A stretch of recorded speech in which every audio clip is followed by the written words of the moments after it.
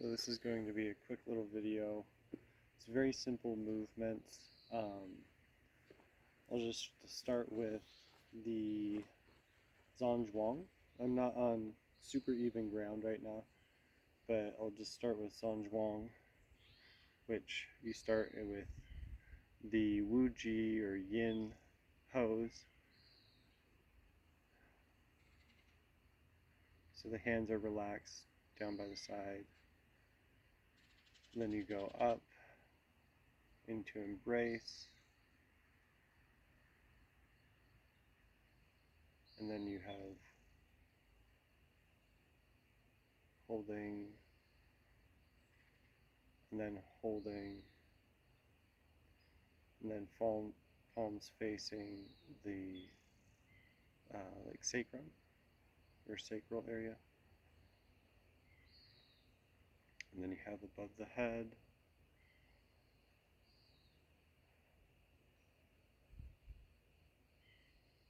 And then come down and the wrists are active. And then holding here.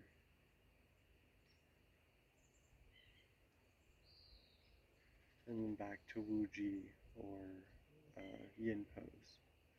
This is also called standing corpse. And so that's the 8 sequences for Zhanzhuang. And then what I've been doing for the hexagrams, for the Yin pose, for a Yin line, I have Wuji, or standing corpse, for the Yin.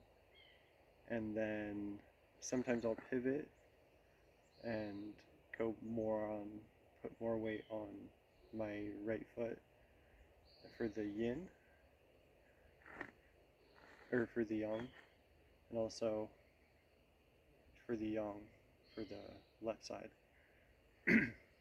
And so it'll tend to be that if I was to do, like, let's just say 6 Yang lines, I would go Yang, Yang, Yang, Yang, Yang, Yang.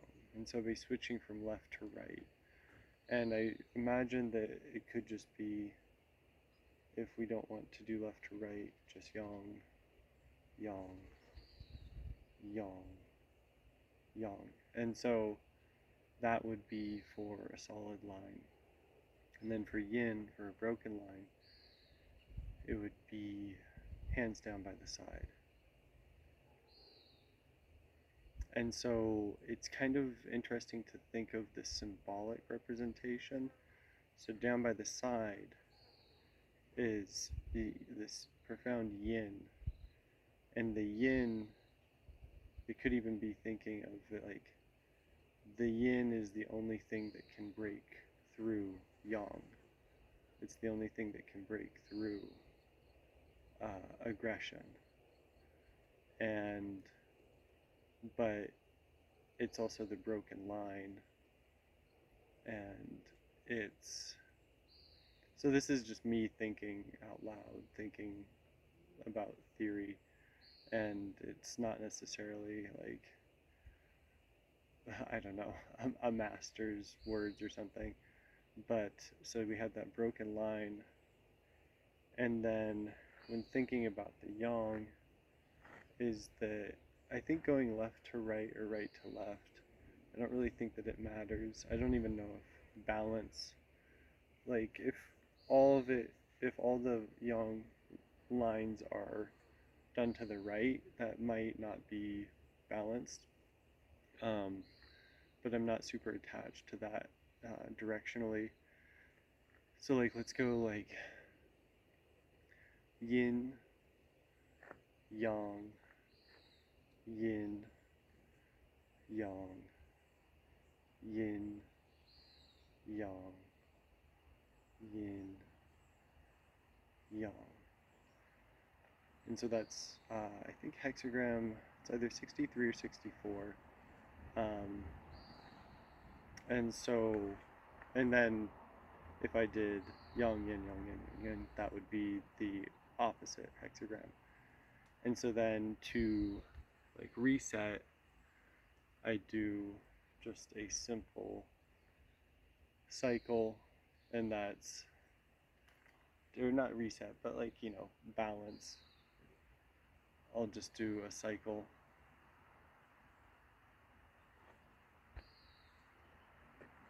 And then, like, let's say the well. I think the well is yang yin yin, yang yin yin. And so, no, yin, yang, yang. So yin, yang, yang. No, that is not it. It's, yes, it's yang, yin, yin. Sorry about this.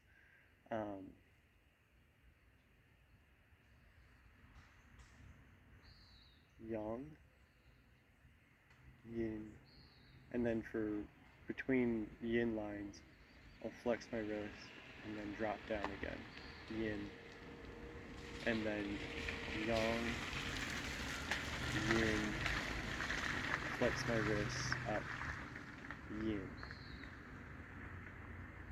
And so that would be gate 48, I believe. The gate of depth. And so then, I guess you don't have to balance between them. And so I'm just going to do the opposite. I'm going to do yang. No, I'm going to do yin, yang, yang. Yin, yang, yang.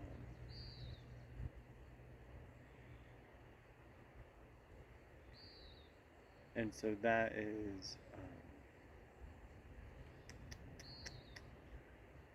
gate 21, biting through. And then I suppose for like, if a line is changing, you could do yang, or yin, hands down, corpse pose, reset, yin, then yang, yin, yang, yang. And so that's why I like to do right and left, because I don't really feel like there's a transition here. But yang, yang. And so yin, yin, yang, yin, yang, yang. And so that would be, I don't know what that hexagram is, but that would be changing line 2 and hexagram 21, biting through. And then, so all of this, like, so then back to corpse pose, embrace, holding, holding, hands facing the torso, upward facing the sky, and then downward flexed wrist, and then holding in front, and then standing in corpse pose.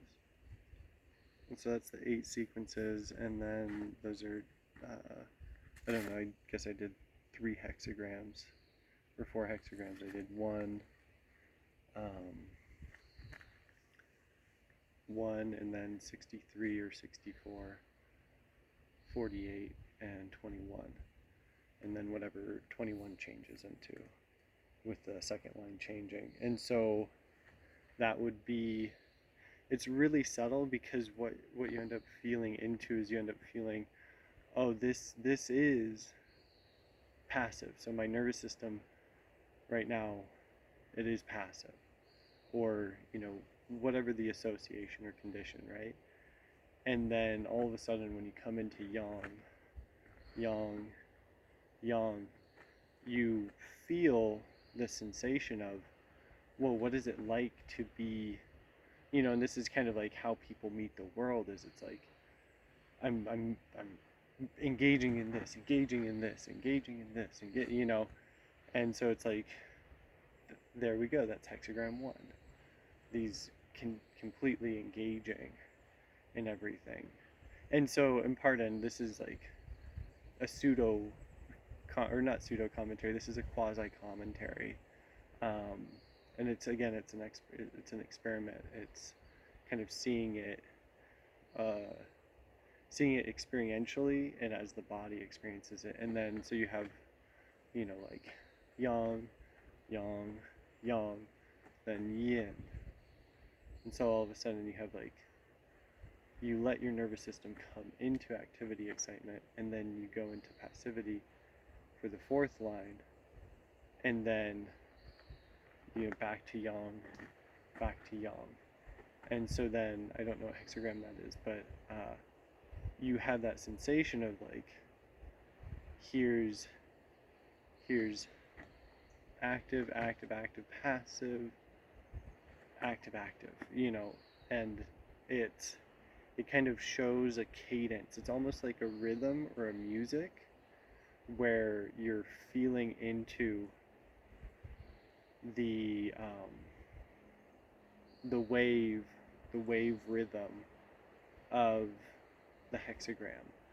And then I haven't I guess determined or decided or felt into like what the 8 trigrams, if the 8 trigrams had a single pose associated with them.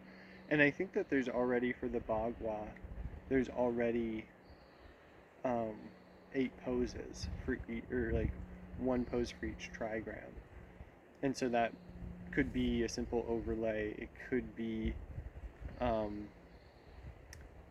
really any 8 pose circuit, kind of seeing into that, and then maybe just thinking about it, just finding correlations. I mean, that's the whole practice itself. Is it's maybe a divinatory art, but it's a model of sensations, of seeing and predicting and cultivating intelligence.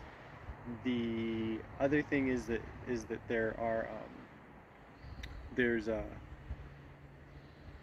I forget the name of it now, the Tai Chuan Qing, which is yin yang and Tai, and so it's the yin force, the yang force, and then Tai, or the human force. And so that is 3 dots, or 2 breaks in a line, and then the yin is 1 break in a line, and the yang is a solid line. And so there's the possibility of finding like what is the Tai pose, like what is, so we have yin, and then we have yang, and then what's in between that. And so it could very well be Zhanzhuang, or the standing pose. That could be what's in between it. And so then one would form the tetragrams that form 81 tetragrams for the Tai Chuan Qing. And then maybe there's, what is it, tetragrams? Maybe there's or a trinary system, maybe there's a quaternary system.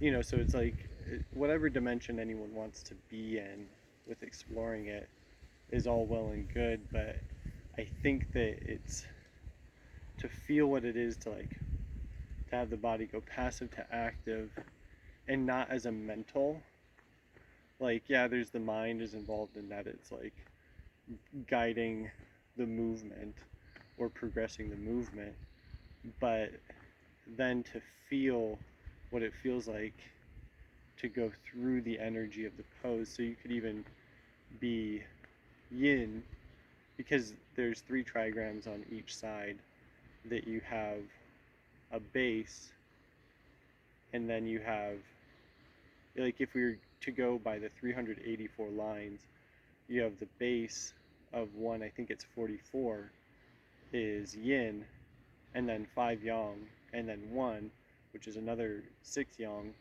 and then um, what's after 1? I think it's 23, which is another 5 yang.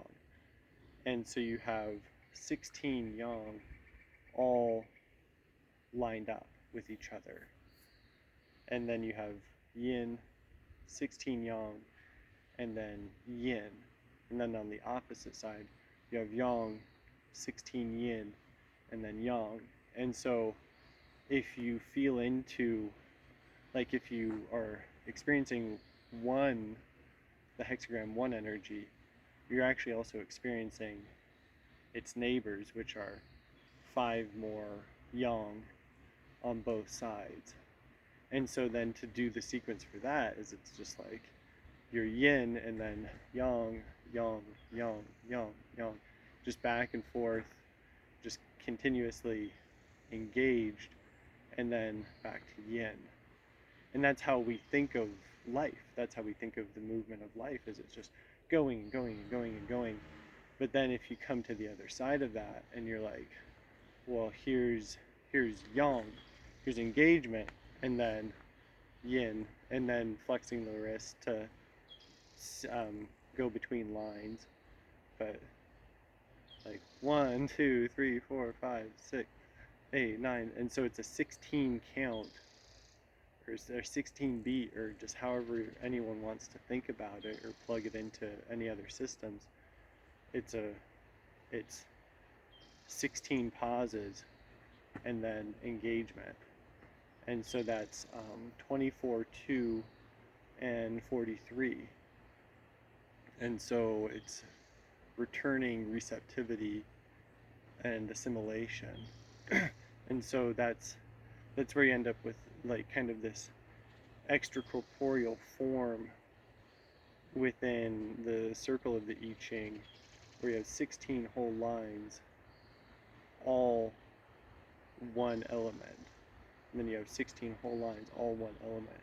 And so then to experience between those two sides what it is to be in that state of repose or rest or engagement, to go between that, I don't know, it also breaks out of the structure of the hexagram as well. And so I'm just kind of presenting these thoughts and ideas as like where there is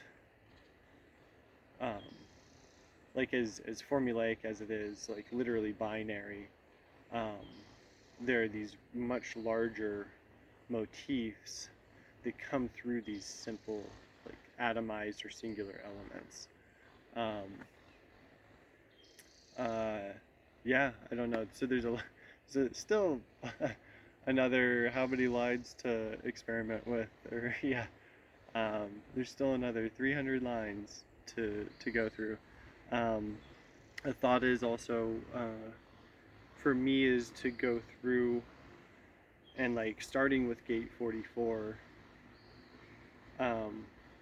go through and do yin, 16 yang, and then go all the way around, get to the yang and 16 yin, and then go through and meet up with gate 44 or hexagram 44 again. So to go all the way around the hexagram, or all the way around the I Ching, basically moving each line, and then to also do that by trigram as well. And kind of just see what the cadence, what the rhythm comes through in doing that. Yeah, there we are.